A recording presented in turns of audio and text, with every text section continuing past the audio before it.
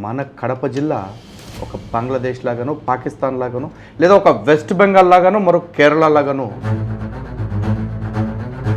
ఇదే హిందువులు చేసిన అతి పెద్ద తప్పు.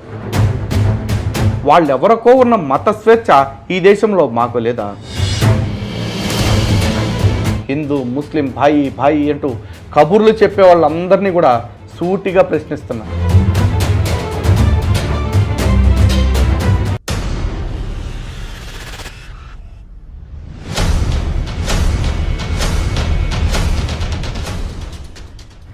హిందూ బంధువులందరికీ జై శ్రీరామ్. పాపం అందరూ కూడా బిజీగా ఉన్నట్టున్నారు.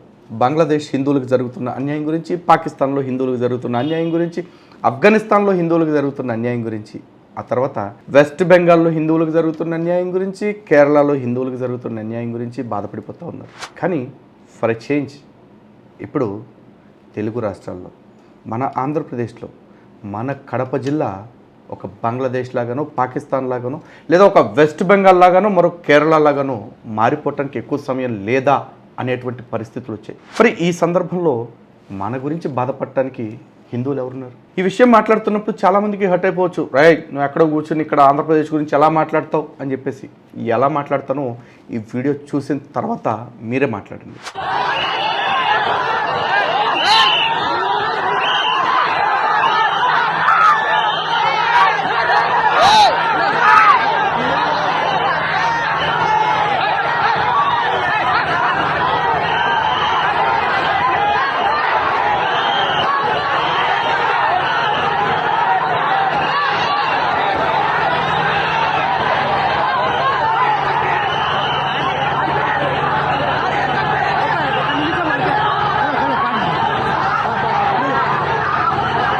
ఈ వీడియో చూశారు కదా, ఇది ఎక్కడో పాకిస్తాన్లోనూ, బంగ్లాదేశ్లోనూ, వెస్ట్ బెంగాల్లోనూ, కేరళలోనూ హిందువులను కొడతాం కాదు.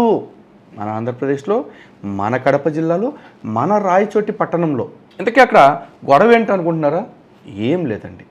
హిందువులు గత 1000 సంవత్సరాలుగా నిర్వహించుకుంటున్న వీరభద్ర స్వామివారి పార్వేటి ఉత్సవం ఏదైతే ఉంటుందో, ఆ ఊరేగింపు కార్యక్రమంలో భాగంగా వీరభద్ర స్వామివారి ఆలయం నుంచి అదే పట్టణంలో ఉంటున్న పార్వేటి మండపం వరకు ఊరేగింపుగా తీసుకువెళుతూ ఉంటారు. అయితే ఇదే హిందువులు చేసిన అతి పెద్ద తప్పు.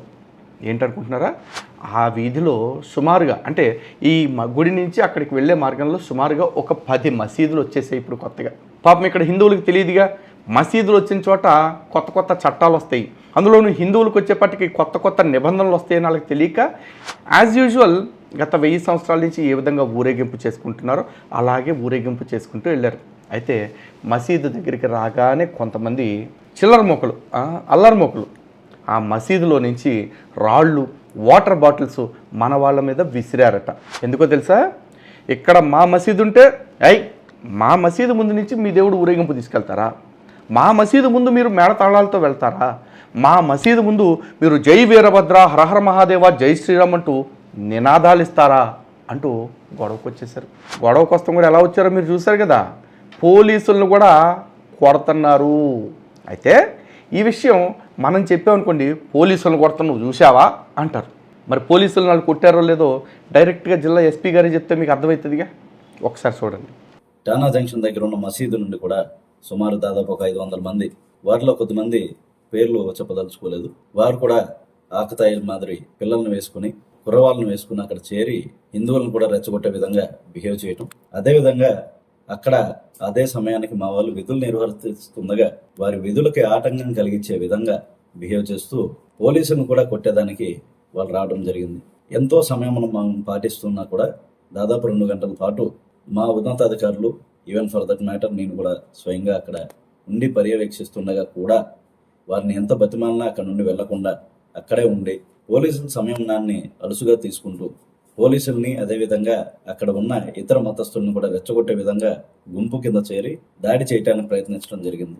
వారిని వారిస్తుండగా సబ్సిక్వెంట్ గా చిన్న చిన్న గుంపుల కింద విడిపోయి సందుల్లోకి వెళ్లి రాళ్లు రువ్వటం జరిగింది. అదేవిధంగా హిందువుల తరపు కూడా కొంతమంది ఆ ఊరేగింపులో చేరి ఊరేగింపును అస్తవ్యస్తంగా తీసుకెళ్లే విధంగా దేవాదాయ శాఖ వాళ్ళు ఎంత వారిస్తున్నా కూడా వారి మాట కూడా వినకుండా చాలా హై హ్యాండెడ్ గా అక్కడ వీరశైవుల ఉత్సవం అది తీసుకెళ్లే భాగంలో దానికి అసంబద్ధమైన స్లోగన్స్ ఇస్తూ అక్కడ రెచ్చగొట్టే విధంగా ఆ ఏరియాలో ప్రయత్నించడం సో విధి లేని పరిస్థితుల్లో రాళ్ల దాడి, ఇటు ముస్లింల వైపు నుండి రాళ్ల దాడి జరిగింది, అదేవిధంగా హిందువుల వైపు నుండి కూడా కవింపు చర్యలు కొంతమంది చేసే క్రమంలో మేము స్వల్ప లాఠీచార్జ్ చేసి 2 వర్గాలని చెదరగొట్టడం జరిగింది. చూశారు కదా, ఇప్పుడు జిల్లా ఎస్పీ గారు స్వయంగా చెప్పారు పోలీస్ అధికారులను కూడా కొట్టారు అని చెప్పేసి. వారు చెప్పడం మాత్రమే కాదు, అందుకు తగ్గ విజువల్స్ కూడా మీకు ఇంతకు ముందే ప్లే చేయడం జరిగింది. ఇంకా కొన్ని విజువల్స్ బహుశా పోలీస్ వారి దగ్గర ఉండుండొచ్చు. కానీ ఇక్కడే విచిత్రంగా ఏం జరిగిందో తెలుసా, పోలీస్ వాళ్ళు ఉల్టా మళ్ళీ హిందువుల మీద కూడా కేసు పెట్టారు 200 మంది మీద. అందులో 17 మందిని అరెస్ట్ కూడా చేయడం జరిగింది. ఇప్పటికీ వాళ్ళు 5 రోజుల నుంచి జైల్లోనే ఉన్నారు. అయితే ఈ కంప్లైంట్ ఎలా అయిందో తెలుసా, జక్కుల నరసింహారెడ్డి గారు అనే ఒక సబ్ ఇన్స్పెక్టర్ గారినట మన సదరు హిందూ కార్యకర్తలు ఎవరైతే ఉన్నారో వాళ్ళందరూ కలిపి ఆయన్ని చంపడానికి ప్రయత్నం చేశారట. అలాగే మసీదులో నుంచి బయటకు వచ్చిన ముస్లింలను చూస్తూ కావాలని జై శ్రీరామ్ అంటూ నినాదాలు ఇచ్చి రెచ్చగొట్టారంట. ఇందాక ఎస్పీ గారు కూడా ఈ విధంగా కొంతమంది ఆ వర్గానికి సంబంధించిన వాళ్ళు కూడా వాళ్ళని రెచ్చగొట్టే ప్రయత్నం చేశారు, అసంబద్ధమైన నినాదాలు ఇస్తూ. అంటే వీరభద్ర స్వామివారి ఊరేగింపుకు సంబంధం లేకుండా అంటూ. అంటే ఏంటి, వీరభద్ర స్వామివారి ఊరేగింపులో జై శ్రీరామ్ అంటాం అంత నేరమా? పోనీ మసీదు రోడ్లో జై శ్రీరామ్ నినాదాలు ఇవ్వటం ఈ దేశంలో నిషేధించాము అంటూ ఏదన్నా జీవో కానీ ప్రెసిడెన్షియల్ ఆర్డర్స్ కానీ ఏమైనా చట్టాలు కానీ ఏమన్నా వచ్చినాయా సార్? లేదే. ఒక్కసారి రీసెంట్గా మొన్న సెప్టెంబర్ 2024లో కర్ణాటక గౌరవ హైకోర్టు వారు ఇచ్చిన ఈ తీర్పును ఒక్కసారి మీరు చదవండి. ఎందుకంటే ఈ కేసు విషయం కూడా మీరు చూసుకున్నట్లయితే గతంలో 2 వ్యక్తులు మసీదులోకి వెళ్ళి జై శ్రీరామ్ నినాదాలు ఇచ్చారు కాబట్టి వాళ్ళు మత విద్వేషాలు రెచ్చగొట్టడానికి ప్రయత్నించారు కాబట్టి వాళ్ళని కఠినంగా శిక్షించాలి అన్న ఉద్దేశంతో వాళ్ళ మీద కేసు పెట్టడం జరిగింది. ఆ కేసులో గౌరవ కర్ణాటక హైకోర్టు వారు ఇచ్చిన తీర్పు ఇది. ఒకసారి దీన్ని పరిశీలించండి. Section 295 deals with deliberate and malicious acts intended to outrage religious feelings of any class by insulting its religion or religious beliefs. It is ununderstandable as to how, if someone shouts Jai Shri Ram, it would outrage the religious feeling of any class when the complainant himself states that Hindu Muslims are living in harmony in the area. The incident by no stretch of imagination can result in antimony. చూసారు కదా, గౌరవ high court వారు స్వయంగా ఇచ్చిన statement. ఎవరైనా ఒక వ్యక్తి మసీదులోకి వెళ్ళి జై శ్రీరామ్ అని ఇచ్చినంత మాత్రాన వాళ్ళ మనోభావాలు ఎందుకు దెబ్బతినాలి, ఎందుకు దాన్ని మత విద్వేషాలుగా తీసుకోవాలి, ఇప్పటికీ అర్థం కాని విషయమే అంటూ వాపోయింది. అంటే మసీదులోకి వెళ్ళి జై శ్రీరామ్ అని పిలిచినా అని అరిచినా కూడా అదేం పెద్ద నేరం కాదు కదా అని గౌరవ హైకోర్టు వారు చెప్తే, మసీదు బయట, అది మసీదుకి కొన్ని అడుగుల దూరంలో, కొన్ని మీటర్ల దూరంలో ఇన్ఫ్యాక్ట్ హిందువులు వారి ఊరేగింపు చేసుకుంటూ వాళ్ళ దారిని వెళుతూ వాళ్ళు జై శ్రీరామ్ అంటే మీకేంటి, జై భారత్ మాత అంటే మీకేంటి, హరహర మహాదేవ అంటే మీకేంటి, అంటే వాళ్ళెవరికో ఉన్న మత స్వేచ్ఛ ఈ దేశంలో మాకు లేదా? అంటే ఆ రోడ్డులో మసీదు వచ్చినంత మాత్రాన మా మత స్వేచ్ఛను మేము కట్టేసి కూర్చోవాలా? పోనీ అలాగే చూసుకుంటే ఈరోజు రాయచోటిలో చూసుకున్నట్లయితే వీరభద్ర స్వామివారి ఆలయం నుంచి పార్వేటి మండపం వరకు సుమారు 10 నుంచి 11 మసీదులు వచ్చాయి కొత్తగా. మరి ఇప్పుడు ఆ 11 మసీదుల దగ్గరికి వెళ్ళేటప్పుడు అంటే మొత్తం డిస్టెన్స్ చూసుకుంటే 1.5 నుంచి 2 కిలోమీటర్లు. ఆ 1.5-2 కిలోమీటర్లలో 10కు పైగా మసీదులు ఉంటే, మసీదు ఉన్న చోట ప్రతి చోట మేము మౌనంగా కూర్చుని వెళ్లాల్సి వస్తే, గత 1000 ఏళ్ల నుంచి అంగరంగ వైభవంగా చేసుకుంటున్న మా ఊరేగింపు వేడుకలు అలా వెలవెలబోతూ వెళ్లాల్సిందేనా? అయినా గౌరవ సుప్రీంకోర్టు వారి తీర్పే గతంలో మీరు చూసుకున్నట్లయితే మసీదులు, ఈరోజు మసీదుల పైన మైక్స్ ఏవైతే ఉన్నాయో ఆ మైక్స్ పెట్టుకోవటం అనేది ఎసెన్షియల్ రిలీజియస్ ప్రాక్టీస్ కాదు, కాబట్టి దాని విషయంలో మీకు పట్టుబట్టడానికి అధికారం లేదు అని చెప్పేసి సుప్రీంకోర్టు వారే చెప్పడం జరిగింది. కానీ మేము చేసుకుంటున్న ఆ ఊరేగింపు కార్యక్రమం ఏదైతే ఉందో that is an essential religious practice in సనాతన ధర్మ. అలాగే మీరు మొహరం అని చెప్పేసి రోడ్ల మీద బ్లేడ్లతోటి కత్తులతోటి కోసుకుంటారు కదా, of course it is also religious practice and essential religious practice చేసుకోండి, ఎవరు అడ్డుకోవట్లేదుగా. కానీ మా ఎసెన్షియల్ రిలీజియస్ ప్రాక్టీసెస్ని మీకు అన్ఎసెన్షియల్ రిలీజియస్ ప్రాక్టీసెస్ కారణంగా మమ్మల్ని అడ్డుకుంటాము, మా మీద తిరిగి దాడి చేస్తాము, మమ్మల్ని అక్కడ చేసుకోకుండా చేస్తాము అని మీరంటాం. అక్కడ ఇరు వర్గాల్ని సంతృప్తి పరచాలి కాబట్టి మీ మీద ఎట్లా అయితే కేసులు పెట్టారో అదేవిధంగా తప్పు లేకపోయినా మా మీద కూడా కేసులు పెట్టాలి అంటాం. ఎంతవరకు సమంజసం? ఏదైనా ఒక ఇష్యూ ఉంది, ఒక ప్రాపర్టీ, ఆ ప్రాపర్టీలో ఒక 100 మంది దాన్ని ఓన్ చేసుకుంటున్నారు, ఇంకో 1000 మంది దాన్ని కబ్జా చేయడానికి వస్తున్నారు. ఈ 100 మంది మీదకి ఆ 1000 మంది వస్తే ఈ 100 మందికి ఏదో ప్రమాదం జరుగుతుంది కాబట్టి, లేదా ఈ 100 మంది ఆ 1000 మంది కలిపి కొట్టుకుంటే అక్కడ ఘర్షణపూర్వక వాతావరణం వస్తుంది కాబట్టి అసలు నీకు సంబంధం లేదు, నీకు సంబంధం లేదు, ఇది పరాయివాడ స్వాధీనంలో పెడతాను అంటాం ఎంత దారుణమైన విషయమో ఇప్పుడు పోలీస్ వాళ్ళు మాట్లాడుతున్న తీరు కూడా అంతే ఇబ్బందికరంగా ఉంది. సార్, ఇది మా లెజిటిమేట్ రైట్, ఇది మా మత స్వేచ్ఛ, మమ్మల్ని అనుభవించనివ్వండి. ఎందుకంటే ఈ దేశంలో ప్రతి వాడు మత స్వేచ్ఛ పేరుతోటి కొంపలమ్మటి తిరుగుతూ మత బెచ్చగాళ్ళలాగా మారి మతం ముష్టెత్తుకుంటూ మా మతంలోకి మారు, మా మతంలోకి మారు, మీ మతంలో ఉన్నవన్నీ తప్పులు అంటూ మమ్మల్ని వేధిస్తున్నా మేము పడుతున్నాం. కానీ ఈరోజు మమ్మల్ని మా మత స్వేచ్ఛని పాటించుకోకుండా చేయటానికి ఈ దేశంలో మీ అందరికీ ఎవరు అధికారం ఇచ్చారు సార్?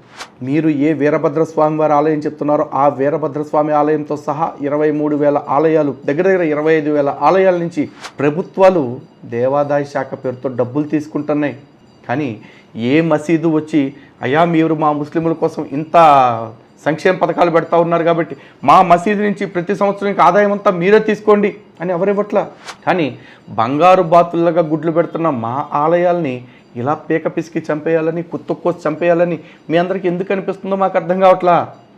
అలాగే ఇక్కడ హిందువుల మీద కేసులు పెట్టడం మాత్రమే కాదు, మాకు అక్కడ స్థానికంగా కొంతమంది చెప్తున్న వార్తల ప్రకారం చూస్తే ఆ హిందువుల్ని లోపలేసి వాళ్ళపైన చాలా దారుణంగా కొట్టారట. అందులో మా అందరికీ ఎంతో సుపరిచితులైన ఆనంద్ గజపతిరాజు గారు కూడా ఉన్నారు.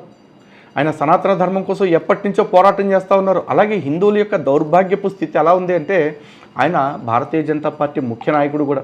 ఈ రోజున ఆంధ్రప్రదేశ్లో ఉన్నది ఏకంగా కూటమి ప్రభుత్వం. ఆ కూటమిలో భారతీయ జనతా పార్టీ కూడా భాగస్వామ్య ప్రభుత్వ పార్టీ. మరి అటువంటి భారతీయ జనతా పార్టీ కార్యకర్తల్ని ఈ విధంగా కేసులు పెట్టేసి వేధించడం ఎంతవరకు కరెక్ట్ నాకు అర్థం కావట్లేదు. అండ్ మోరోవర్ ఇక్కడ చాలా బాధాకరమైన ఇన్సిడెంట్ ఏంటో తెలుసా? ఈ ఇష్యూలో దాడి చేసి కొడుతున్న వాళ్ళు ఎవరైతే ఉన్నారో, రాళ్ళు ఇస్తున్న వాళ్ళు ఎవరైతే ఉన్నారో వాళ్ళని ఒకసారి మీరు చూడండి.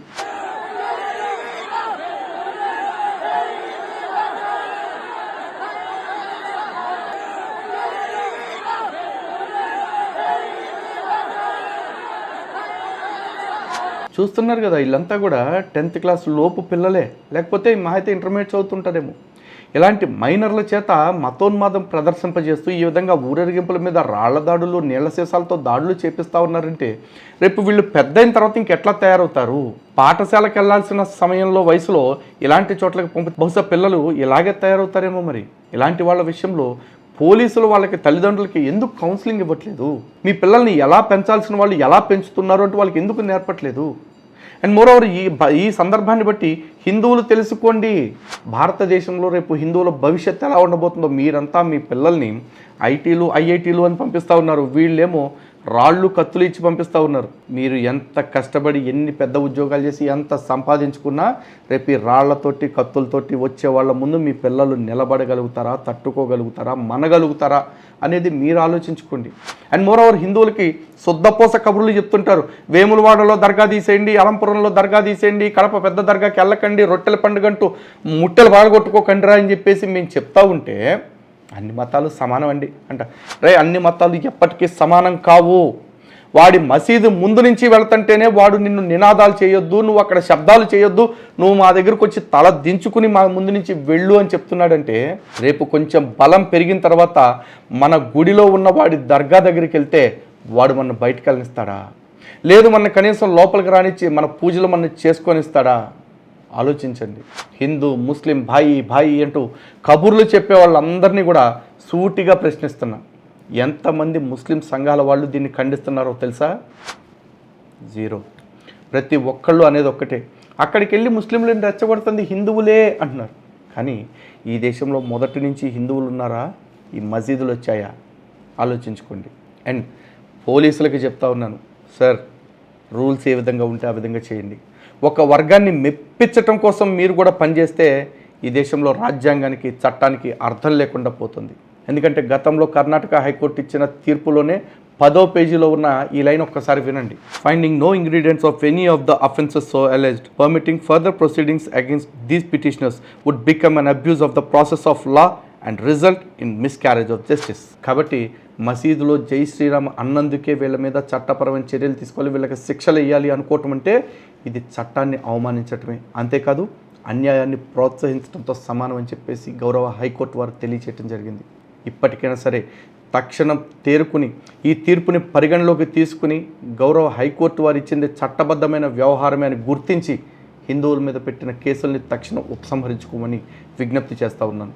అలాగే తక్షణం అరెస్ట్ చేసిన హిందువుల్ని విడుదల చేయాల్సిందిగా కూడా మీకు విజ్ఞప్తి చేస్తూ ఉన్నాం. అన్నిటికంటే ముఖ్యంగా హిందూ సమాజానికి విజ్ఞప్తి చేస్తూ ఉన్నాం.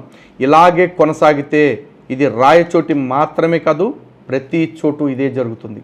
ఇది రాయచోట్లో మొట్టమొదటిసారి కూడా కాదు. మొన్న నవంబర్లో కార్తీక మాసంలో అయ్యప్ప స్వామి ఊరేగింపు జరుగుతుంటే కూడా ఇదే మసీద్ బయట ఇలాంటి దాడే జరిగింది. ఏం చేద్దాం? మసీదుల వైపు నుంచి మన దేవుళ్ళని తీసుకెళ్లకుండా మన తల దించుకుని దేశంలో బ్రతుకుతూ పోదామా? మన మత స్వేచ్ఛని మనం స్వేచ్ఛగా, గర్వంగా, సగౌరవంగా అనుభవించే ప్రయత్నం చేద్దామా? మళ్ళీ చెప్తున్నా, ఈ దేశంలో జై శ్రీరామ్ నినాదం అంటే హిందువుల్ని రెచ్చగొట్టేది కాదు, హిందువులని చైతన్యపరిచేది మాత్రమే. ఈ దేశపు మూల పురుషుడు, మన చరిత్ర పురుషుడు, మన పూర్వీకుడైన రాముణ్ణి మనకి గుర్తు చేసేది మాత్రమే. అది మసీదు బయట కాదు, మసీదు లోపలన్నా కూడా చట్టపరంగా తప్పు కాదు. లేదు, ఇప్పుడు వాళ్ళు చెప్పిందే అంగీకరించి జై శ్రీరామ్ నినాదం అంటమే కనుక మనం మానేయాలనుకుంటే రేపు జై శ్రీరామ్ అనేదే కాదు, మన ఏ దేవుడి పేరుని, మన ధర్మం పేరుని కూడా మనకి చెప్పుకోవటానికి లేకుండా చేస్తారు. ఆ పరిస్థితి హిందువులకు రాకుండా ఉండాలి అంటే ప్రతి ఒక్కళ్ళు ఇప్పటికైనా మేల్కోండి. మళ్ళీ చెప్పేది ఒకటి, హిందూ సంఘటన మాత్రమే హిందూ సమాజాన్ని కాపాడగలదు. హిందువులందరూ కూడా ఏకం కావాలి, హిందువులందరూ బంధువులనే గుర్తుంచుకోవాలి. హిందూ దేశ్ కి బంధు. జై శ్రీరామ్, భారత్ మాతా కీ జై.